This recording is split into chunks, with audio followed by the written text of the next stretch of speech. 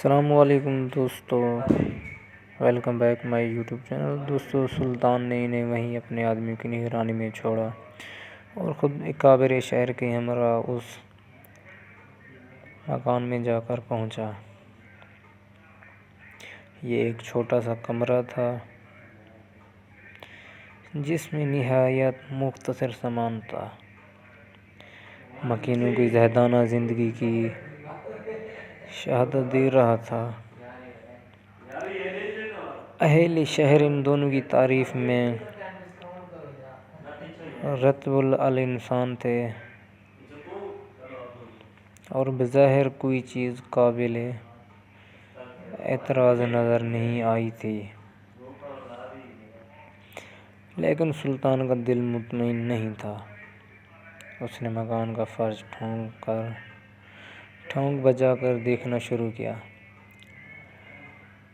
یکایک سلطان کو ایک چٹائی کے نیچے فرش ہلتا ہوا محسوس ہوا۔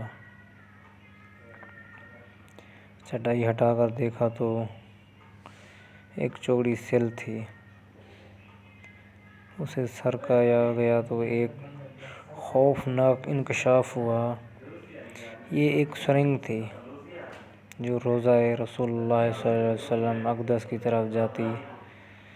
سلطان سارا معاملہ آنن فانن سمجھ گیا اور بے اختیار اس کے منہ سے صدق اللہ و صدق الرسول النبی الکریم نکلا۔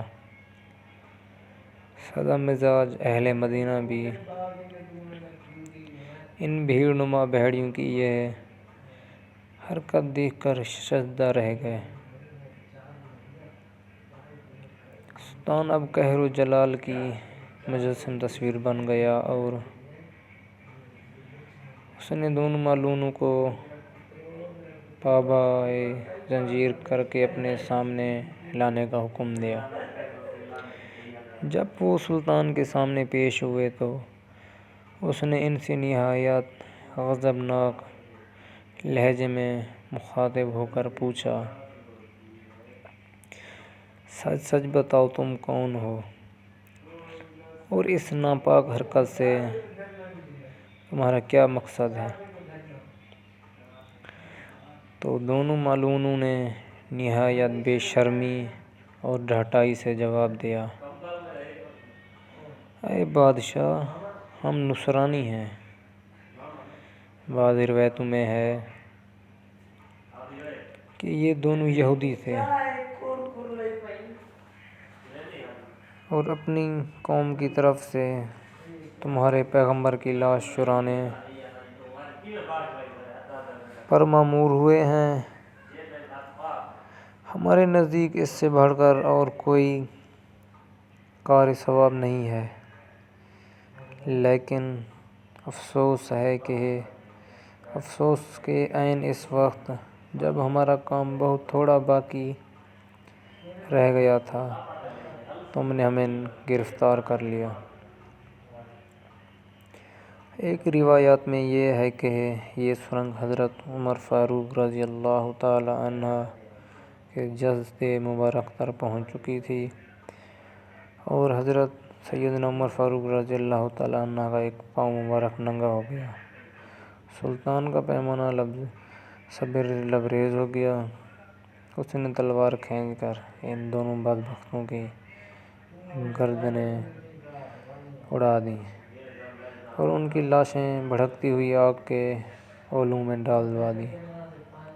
یہ کام انجام دے کر سلطان پر رقت طاری ہو گئی اور شدت گریہ سے اس کی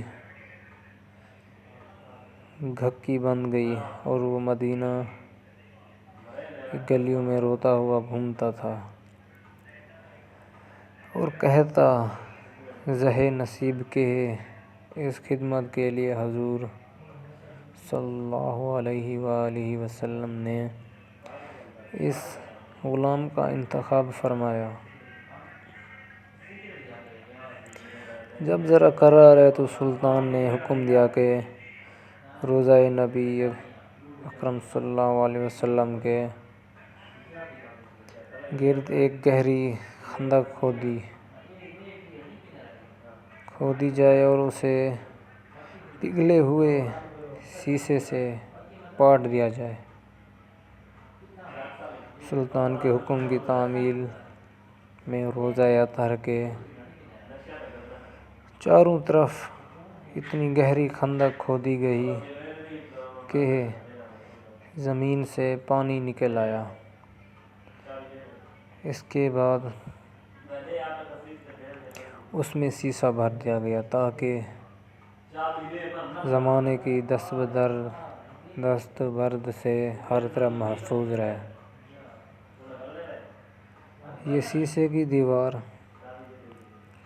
روضہ رسول اللہ صلی اللہ علیہ وسلم کے گرد آج تک موجود ہے اور انشاءاللہ ابد تک قائم رہے گی، اور آج بھی اہل اسلام سلطان نور الدین کا نام نہایت محبت اور احترام سے لیتے ہیں اور ان کا شمار ان نفوس قدسی میں کرتے ہیں جن پر سید البشر نے